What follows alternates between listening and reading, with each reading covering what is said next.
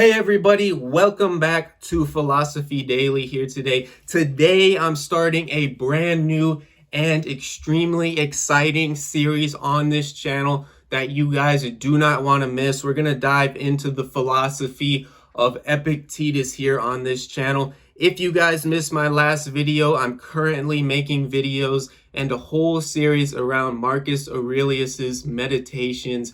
I'll leave a link to the last video I made over that right now. And the reason I make these videos is to share with you guys what I personally learned in my readings and what I wish I had known earlier in life. And I want to be there for you guys, namely the people that watch my videos. So if you just need somebody to talk to, somebody to listen, I am always available in the comments on these videos. Any of them, I'll respond to all comments. And I am always available through my personal email address. Link to that down below in the description if you guys want somebody to talk to.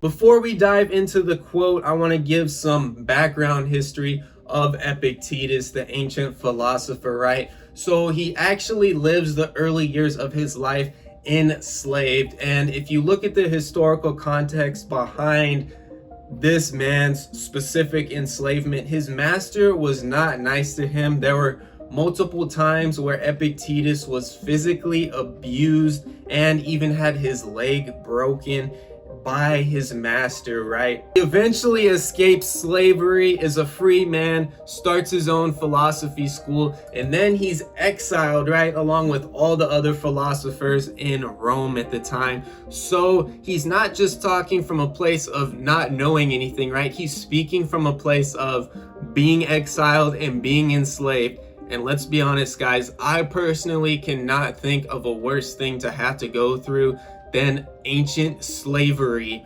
with an awful slave master. Honestly, any slavery is just downright awful, completely awful. So this guy is not just speaking out of his butt, right? He really lived through struggles and made it through extremely difficult things. What should we have ready at hand in a situation like this? Meaning a poor situation, an unfavorable situation.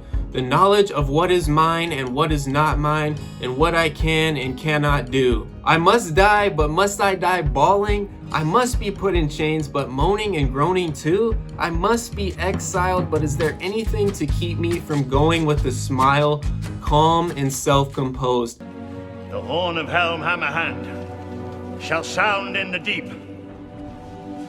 One last time. Yes! Tell us your secrets. I refuse, as this is up to me. I will put you in chains. What's that you say, friend? It's only my leg you will chain. Not even God can conquer my will. I will throw you into prison. Correction.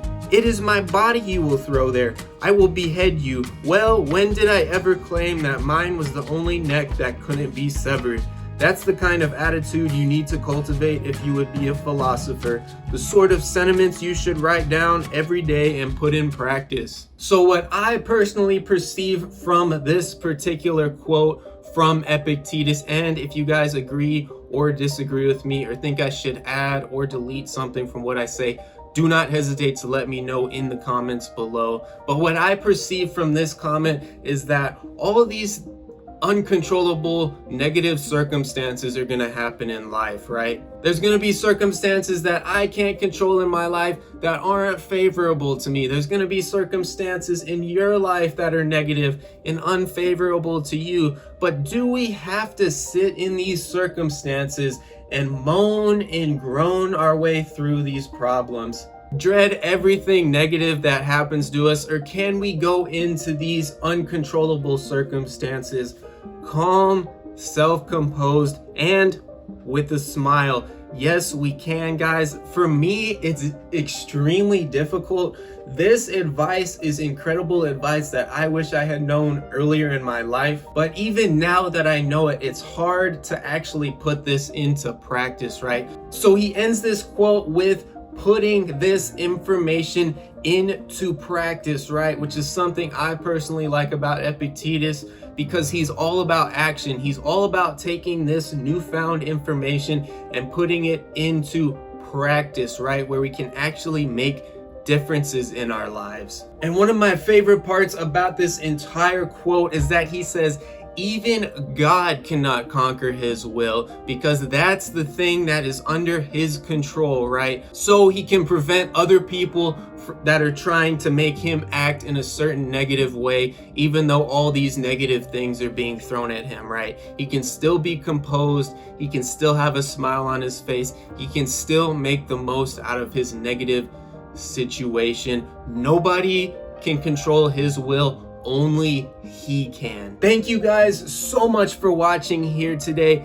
If you think I should add or subtract something from what I said, or you guys perceive this quote in a different way that I personally did not, let me know down in the comments below. There will be more videos in this series coming extremely soon, and I will even be starting a whole series over Aristotle's philosophy on this channel as well. We're gonna dive into a whole bunch of different philosophers here on this channel, so you guys do not want to miss that at all. Make sure you subscribe, hit the bell. If you just need somebody to talk to, somebody to listen to, I am always available in the comments, and my personal email will be left down below.